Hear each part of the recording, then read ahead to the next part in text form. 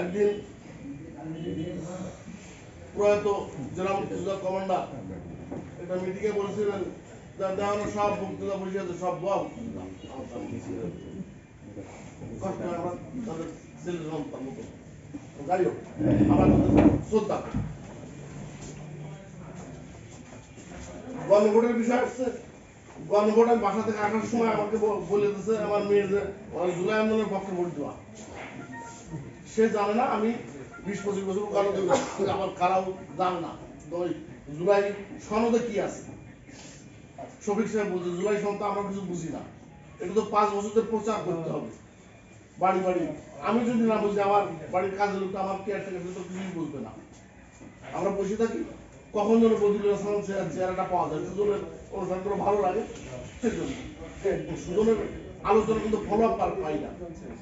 সুজন যে আলোচনাগুলো করলো আমরা সেগুলো 100% মেনে নিলাম, কিন্তু ফলো আপ কি হচ্ছে বাস্তবে সেটা আমরা পাই না। তাই আমরা জুলাই আন্দোলনের পরে যে বাংলাদেশ, এই বাংলাদেশেও যা মুক্ত হতে পারি নাই। মুক্তিযোদ্ধাদের জীবদ্দশায় যদি মুক্তিযুদ্ধে সরাসরি বিরোধিতাকারীরা দেশ পরিচালনা করে, সেই ক্ষেত্রে তো মুক্তিযোদ্ধাদের জুলাই সনদের পক্ষে ভোট দিব